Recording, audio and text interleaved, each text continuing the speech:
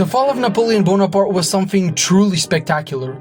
Not spectacular in the sense of support or of an opinion or standing, but spectacular as in it was an amazing show of European cooperation. So many countries from all over Europe cooperated and connected together on never-before-seen levels to defeat this single man that had ran over almost the entirety of Europe in a matter of a few years.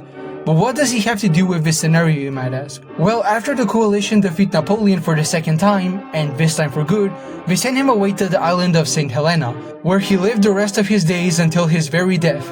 And so, one day, out of nowhere, I just asked myself, what would happen if Hitler was also sent away to Saint Helena, similarly to how Napoleon was? I mean, both had ran over Europe in the span of a few years, both were men with big dreams of conquest and rule, and both needed big groups of countries to come together and defeat them. And so, with all of that in mind, we first need to take a look at how this would even happen. And well, this is such an unrealistic and impossible scenario to pull off, at least in my opinion. And so many things have to change for this to even come close to happening.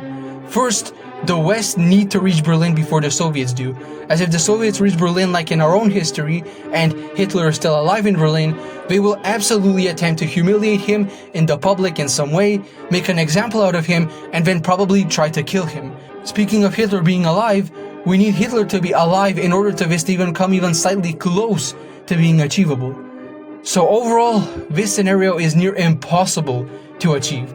But for the sake of this video, let's just say that somehow, like for example by the Germans holding on for longer in the East, or the Western campaigns in Italy and Normandy being more successful, the West pushed farther than in our own history and reached Berlin first as well. Not only that, but let's just say that somehow they reach Berlin fast enough so that they can catch Hitler right before he attempts to kill himself. Which I know, is extremely unrealistic, but for the sake of this video, we will just have to let it slide.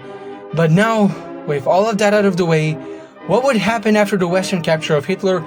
Well, besides the things that we have changed, everything else stays pretty much the same. And the following treaty that comes after World War II is completely almost the same as well, with the only changes being in Europe, where Germany would now be completely divided amongst the Western aligned countries of World War II, and soon would be united into one Western aligned state, and there would probably also be some small, tiny adjustments to Italy's borders as well.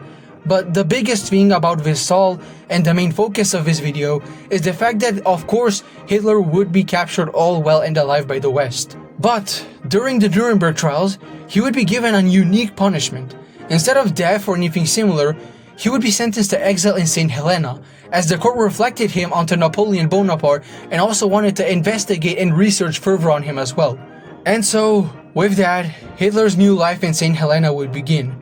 And well, it would be a pretty similar life to Napoleon's life on Saint Helena. The entire island would be on top security at all times, to make sure Hitler couldn't escape or do anything the Western world didn't want him to do. Interviewers, researchers, and politics would frequently come to question him and talk with him to study him and his ways of thinking and many other similar things. Although he wouldn't like this sort of life, not at all, as he saw it the lowest of life forms he could have been inside of, basically the utmost of humiliation, he wouldn't really have any other choice, as the West would see what would happen to prisoners like Hermann Göring, where they would all kill themselves using cyanide pills and other similar methods, and of course they did not want that to happen to literally the top man of all of these operations, which was Hitler himself. So, they absolutely did not want that to happen, or anything similar, and they would do everything they could in their power to stop that from happening. But what would be happening outside of Saint Helena, mainly in Germany? Well, the West would start on period of erasing the past of Germany, especially the period of Nazism in Germany. They would mostly use unharmful methods like taking down statues and similar things related to that period, making schools that would teach the new generations of actually how to think correctly and to not support the Nazi ideology and so on, and other similar programs and reforms would be made inside the nation. But in some instances, harsh and harmful methods were used where even groups of people were killed as punishment. But this period would not go exactly as planned for the West, and this would be considered a sort of weird and divided period of German history. As well, Remember how I said that the International Court had related Hitler to Napoleon in many ways? Well, many people in Germany took that a bit too literally, and secret groups and political parties started popping up, still keeping the old Nazi German spirit alive, resisting the, as they called it, quote-unquote, Western purge of Nazism, eagerly waiting for the day when, just like Napoleon from the island of Elba, Hitler would also escape from Saint Helena and march back to his home country, liberating it from its current situation and returning it to its former glory once more. But the rest of the people of Germany, which were around more than half of the people at that time, were tired of all the war and politics and similar things, and thought that it would be just a waste of time, men and resources, and just a vain dream that's not achievable anymore.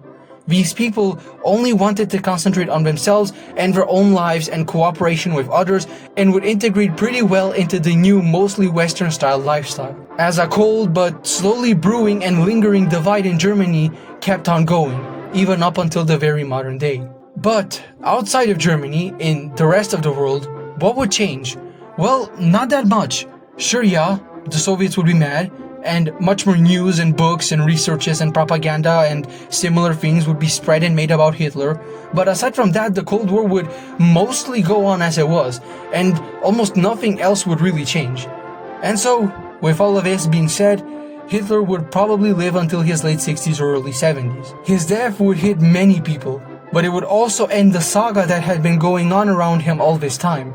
With his death would also die out the last few major sparks of his everlasting consequences on this world, especially in Germany. And entering the new millennium, Germany would be a shattered and scarred state, but also a new and reborn state at the same time, healed from the poison that had consumed it for the few years it had fought in World War II, and for the many, many decades to follow as well.